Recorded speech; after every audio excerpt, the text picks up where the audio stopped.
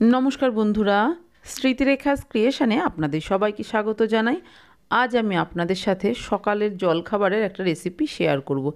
एटा आपनारा दिनेर जे कोनो समय खेते पारेन, पेटও भरे थाके, खेतेও किन्तु भीषणই सुस्वादु हय।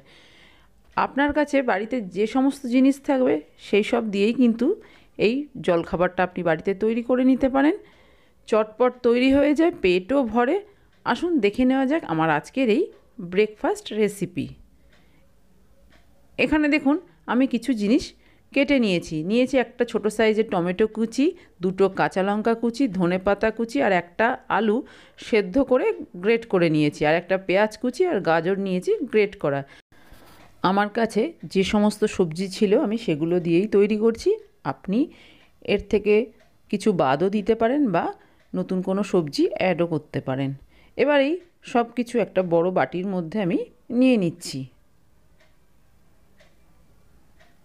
এখানে আপনি ক্যাপসিকাম দিতে পারেন, বাঁধাকপি দিতে পারেন, সব কিছু দেখুন একটা বাটির মধ্যে নিয়ে নিয়েছি। এবার এর মধ্যে দিয়ে দেব চিলি ফ্লেক্স। আপনারা চিলি ফ্লেক্সের পরিবর্তে লঙ্কা গুঁড়ো বা গোলমরিচ গুঁড়োও দিতে পারেন। দিয়ে দিচ্ছি স্বাদ অনুযায়ী লবণ। আলু সেদ্ধ করার সময় কিন্তু আমি একটু লবণ দিয়েছিলাম। আর দিয়ে দিচ্ছি ডিম। এখানে আমি একটা ডিম দিচ্ছি। ডিমের পরিমাণ আপনারা আপনাদের ইচ্ছে মতো বাড়িয়ে কমিয়ে নিতে পারেন। এবারে সব কিছু খুব ভালো করে মিশিয়ে নেব।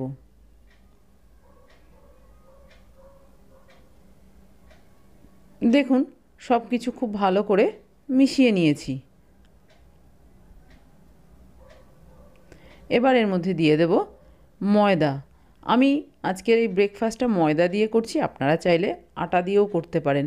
এখানে আমি হাফ কাপ ময়দা দিচ্ছি। আবারও সব কিছু খুব ভালো করে মিশিয়ে নেব।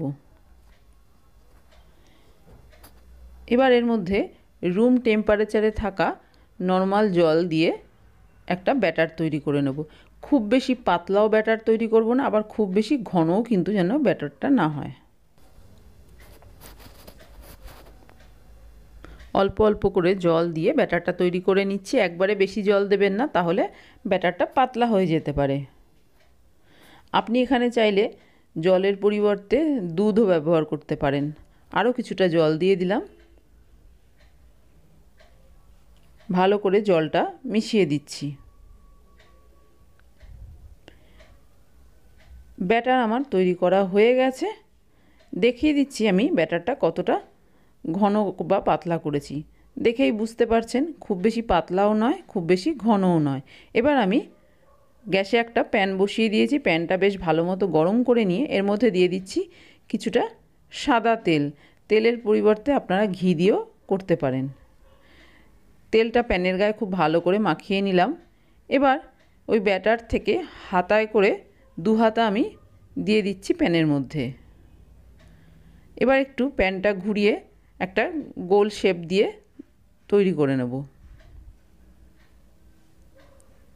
গ্যাসের ফ্লেমটা মিডিয়ামে রেখেছি, ঢাকা দিয়ে দিলাম, তাহলে তাড়াতাড়ি হয়ে যাবে। দেখুন কিছুক্ষণ ঢাকা দিয়ে রেখেছি। ওপরের দিকটা দেখুন বেশ একটু শক্ত হয়ে গেছে, দেখেই বুঝতে পারছেন। এবার ওপর থেকে দিয়ে দেব আরও কিছুটা সাদা তেল।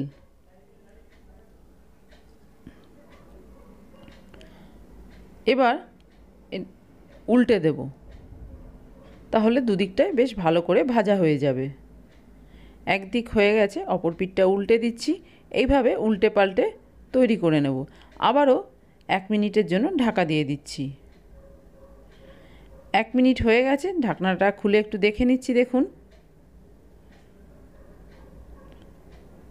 দুদিকটাই কিন্তু বেশ লাল লাল করে ভেজে নিচ্ছি। প্রথম একটা আমার তৈরি করা হয়ে গেছে। এবার এটা আমি একটা অন্য পাত্রে তুলে নিচ্ছি।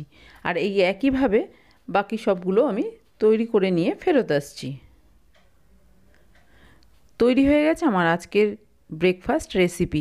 এটা আপনি দিনের যে কোনো সময় খেতে পারেন, খেতেও কিন্তু ভীষণ টেস্ট হয় আর খুব সহজে তৈরি হয়ে যায়। আমি আজ এটা টমেটো সস দিয়ে সার্ভ করেছি, আপনারা শুধু শুধুও খেতে পারেন। দেখুন কতটা নরম হয়েছে, দেখেই বুঝতে পারছেন খুবই নরম হয়েছে। আমার আজকের এই ব্রেকফাস্ট রেসিপি যদি আপনার ভালো লেগে থাকে তাহলে প্লিজ একটা লাইক শেয়ার কমেন্ট করবেন। আর আপনি যদি আমার চ্যানেলের নতুন বন্ধু হয়ে থাকেন তাহলে আপনার কাছে একটাই অনুরোধ, আমার চ্যানেলটা সাবস্ক্রাইব করে আমার পাশে থাকার। আপনারা সবাই খুব ভালো থাকবেন। আপনাদের সাথে আমার আবার দেখা হবে অন্য কোনো নতুন ভিডিওতে, নতুন কোনো রেসিপির সাথে।